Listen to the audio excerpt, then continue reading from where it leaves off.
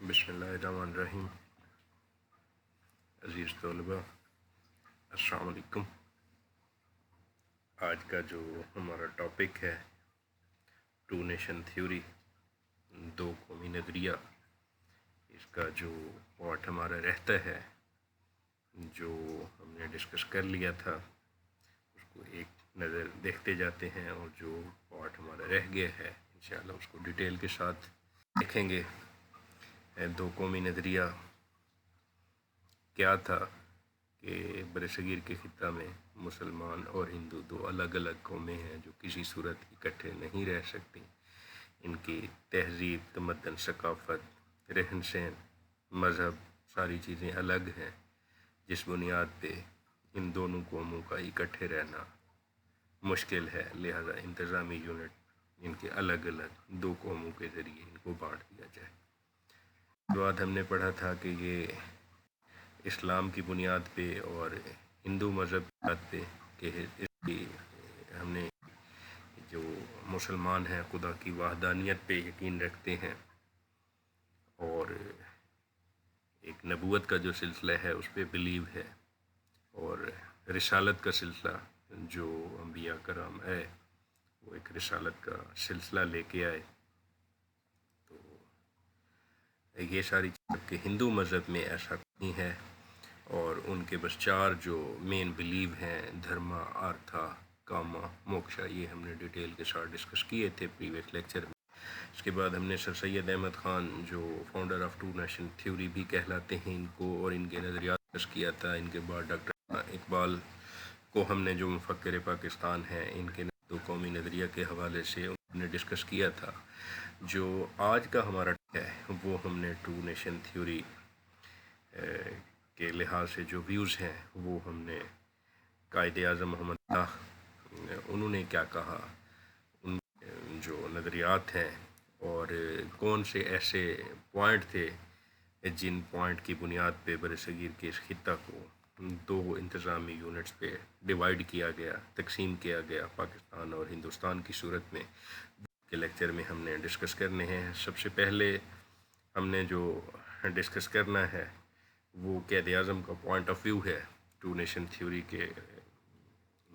لحاظ سے۔ تو سب سے پہلی بات کہ قائد اعظم نے کہا کہ انڈیا کوئی ریاست نہیں ہے، کوئی ایسا ملک نہیں ہے، بلکہ یہ برصغیر کا وہ خطہ ہے جس میں ہندو اور مسلمان آباد ہے، جو زبان، تہذیب، ثقافت، مذہب، عبادات، عقائد، رہن سہن، خوراک، ہر لحاظ سے مختلف ہے۔ ان دو قوموں کا اکٹھے رہنا مشکل ہے۔ جتنا عرصہ یہ اکٹھے رہیں گے ان کو مسائل درپیش آئیں گے۔ اس کے بعد جو انہوں نے بڑی وجہ دی وہ تھا کانگریس کا رویہ کہ وہ مسلمانوں کو کسی صورت قبول نہیں کرتے۔ جو برصغیر کی نمائندہ جماعت جو 1885 میں قیام پذیر ہوئی، وہ صرف مسلمانوں کے حقوق کی پامالی کے علاوہ کچھ نہیں کرتی تھی، ہندوؤں کا خیال رکھتی تھی۔ وہ صرف ہندوؤں کی ہی باقاعدہ نمائندہ جماعت تھی، بلکہ مسلمانوں کا کسی طرح کوئی خیال نہیں کرتی تھی۔ یہ جلد بات باور ہو گئی مسلمان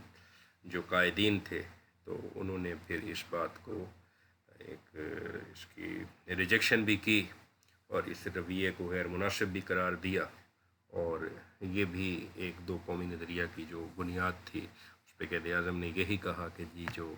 اس کا کانگریس کا رویہ ہے وہ ایکسیپٹیبل نہیں ہے، تو لہٰذا مسلمانوں کی ایک الگ جو مسلم لیگ کے نام سے ایک جماعت منظم ہوئی، اور انہوں نے پھر آگے مسلمانوں کے حقوق کی اور ان کی آزادی کے لیے کام شروع کر دیا۔ اس کے بعد ایک اور پوائنٹ تھا قائد اعظم محمد علی جناح کا کہ مسلمان جو مغربی طرز کا ڈیموکریٹک سسٹم ہے اس کو قبول نہیں کرتے، وہ کسی صورت ہندوؤں کے غلام بن کے نہیں رہنا چاہتے۔ اس خطہ کا 1/4 جو ہے، 1/4 حصہ ان مسلمانوں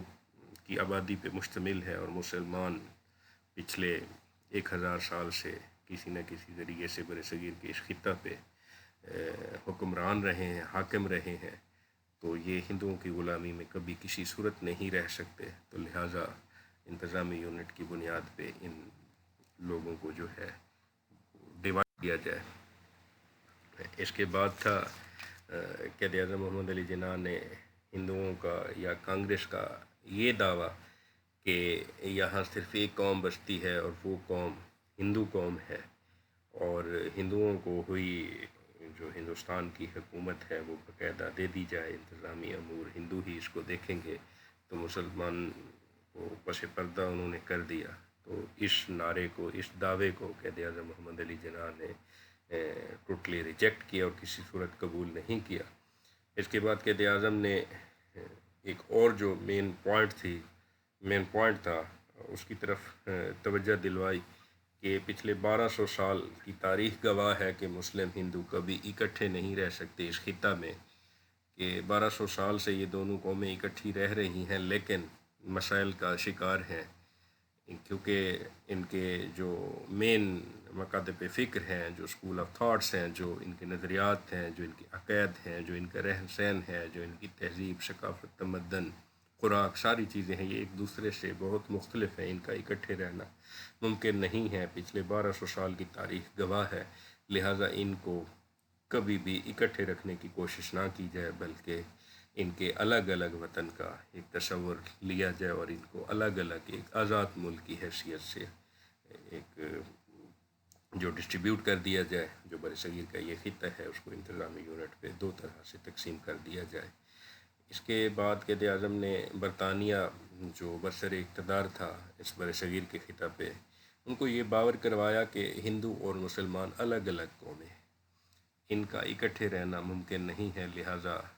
ایک طرز کی حکومت یہاں ممکن نہیں ہے، کہ جو سینٹرلائزڈ گورنمنٹ کا ان کا ایک آئیڈیا تھا کہ قائد اعظم محمد علی جناح نے اس کو ریجیکٹ کیا اور یہی کہا کہ جی ہندو اور مسلمان الگ قومیں ہیں، ان کا اکٹھے رہنا ناممکن ہے، تو لہٰذا ان کو جو ہے نا الگ الگ انتظامی یونٹ، آزاد انتظامی یونٹ پہ جو ہے نا ڈیوائڈ کر دیا جائے، ان کی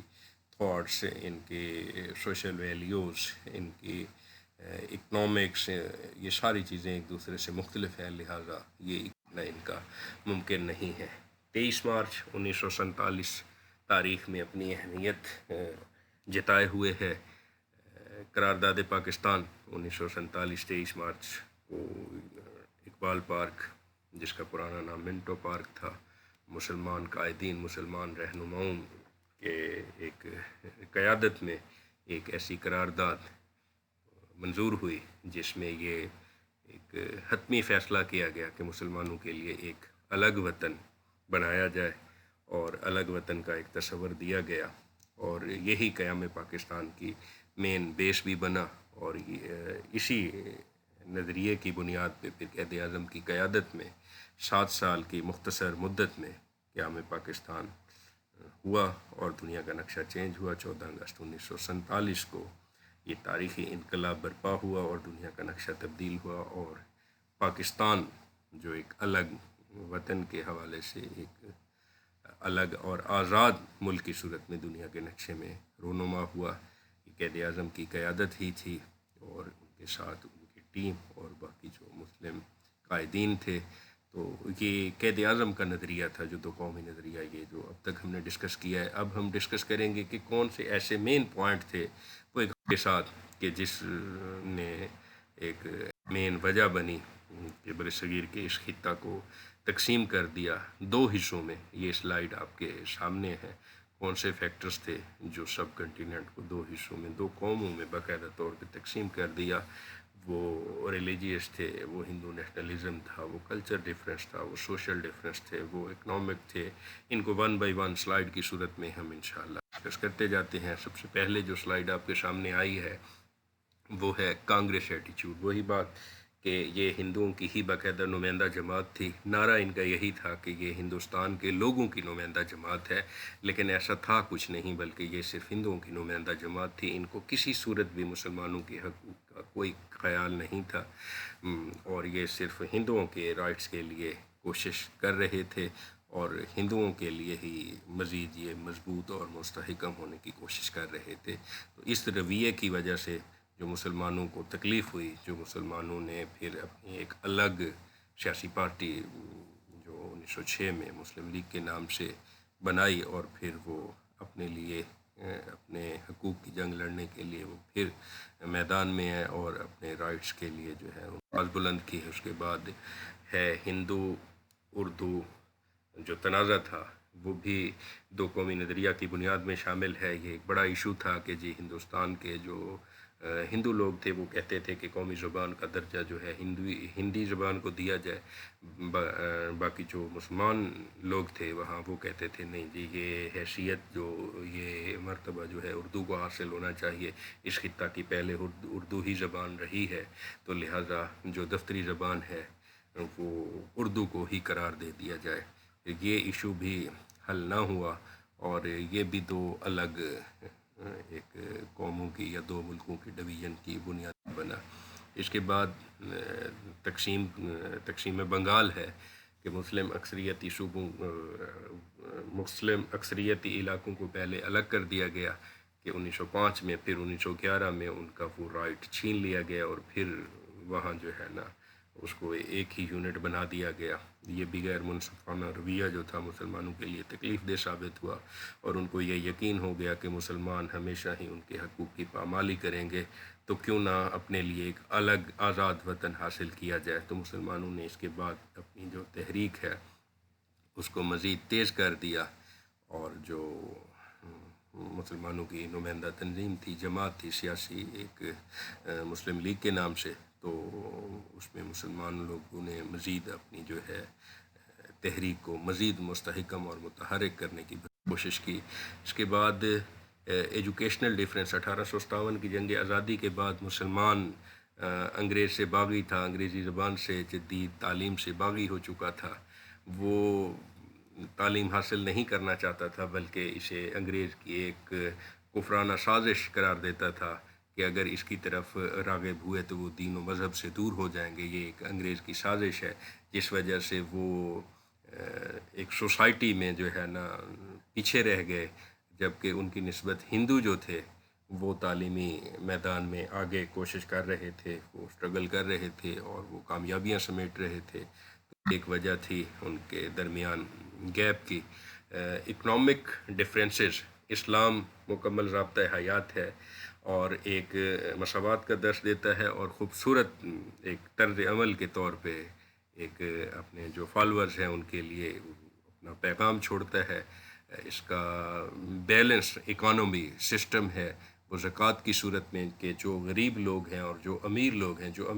ہیں وہ اپنے مال پہ، اپنی دولت پہ زکوٰۃ کی رقم وہ شرائط و ضوابط کے ساتھ اپنے رشتہ داروں میں، اپنے پڑوسیوں میں اور کمیونٹی کے ان لوگوں میں جو غریب ہیں، جو اپنا کھانا روٹی نہیں کر سکتے، ان میں تقسیم کر دی جاتی ہے، جس وجہ سے مسلمانوں کے وہ طبقہ جو ایک پسا ہوا طبقہ کہہ لیں یا جن کے پاس ریسورسز کی کمی ہے، وہ اپنے دوسرے بھائیوں کی مالی امداد کی وجہ سے کسی حد تک بہتر لائف گزار سکتے ہیں، جبکہ ہندوازم میں کوئی ایسا سسٹم نہیں موجود، بلکہ ان کا زکوٰۃ کا کوئی کنسیپٹ نہیں ہے۔ ایک اور چیز کہ مسلمانوں کے ہاں سود کی جو ایک لعنت ہے اس کو ہمیشہ کے لیے منع کیا گیا اور اس سے بچنے کی ترغیب دی گئی، جبکہ ہندوؤں کے ہاں ایسا نہیں ہے۔ اور جو مسلمانوں کا ایک اور سلسلہ ہے وہ اس کا ہندوؤں کا کہ جی مسلمان تو بھائی چارے کا درس دیتے ہیں، لیکن ہندوؤں کے ہاں جو ہے نا وہ تعصبانہ رویہ ہوتا ہے، وہ ایک دوسرے سے نفرت کرتے ہیں، وہ مختلف فرقوں میں بٹے ہوئے ہیں، وہ ذات پات کا خیال رکھتے ہیں، اور کچھ ان میں ایسے چیزیں بھی ہیں کہ جی جو ان کے پسا ہوا طبقہ ہے، جو نیچ ذات ان کو کہتے ہیں، تو ان سے اس حد تک نفرت کرتے ہیں کہ ان کے کسی برتن کو وہ اگر ہاتھ بھی لگا دیں تو وہ برتن توڑ دیتے ہیں، وہ پھر قابل استعمال نہیں سمجھتے، جبکہ اسلام جو ہے وہ مساوات کا درس دیتا ہے، وہ برابری کا درس دیتا ہے، وہ بھائی چارے کا درس دیتا ہے۔ تو یہ بھی بڑا ایک کنفلکٹ تھا مسلمانوں اور میں۔ سوشل ڈفرینسز ڈیفینیٹلی یہ بھی ایک تھا کہ ان کے لباس، ان کے خوراک، ان کا کھانا پینا، ان کا رہن سہن، ان کا طرز زندگی جو تھا وہ دونوں قوموں کا، دونوں مذاہب کا مختلف تھا۔ سب سے بڑی بات کہ یہاں اگر گئے کی مثال لے لیا جائے تو گائے جو ہے ہندوؤں کے لیے خدا کی حیثیت رکھتی ہے، وہ اس کو پوجتے ہیں، وہ اس کی عبادت کرتے ہیں، جبکہ مسلمان جو ہیں وہ اس کا گوشت ایک مرغوب غذا کی طور پہ استعمال کرتے ہیں۔ تو یہ کچھ پوائنٹ جو تھے جو تضاد کی وجہ تھے، اور یہ ان کا اکٹھے رہنا جو تھا ناممکن نظر آ رہا تھا۔ تو یہ جو چیزیں تھیں یہ جو برصغیر کے اس خطہ کی جو ہے نا وجہ بنی گئی۔ نیکسٹ سلائیڈ آپ کے سامنے آئی ہے کہ کلچر ڈیفرنس آپ ظاہر اسلامک جو ایک پوائنٹ آف ویو ہے اس میں نکاح کی رسم ہے، نکاح کے ذریعے ایک شادی کی رسم ادا کی جاتی ہے۔ ہندوؤں میں جو ہے وہ آگ کے گرد جو ہے نا چکر لگا 7 پھیرے لے کے وہ اپنے اس بندھن میں وہ ہوتے ہیں۔ تو یہ بھی ایک واضح فرق تھا کہ جو دونوں فرقوں کے بارے میں یا دونوں مذاہب کے ایک اپنے اپنے ٹریڈیشن،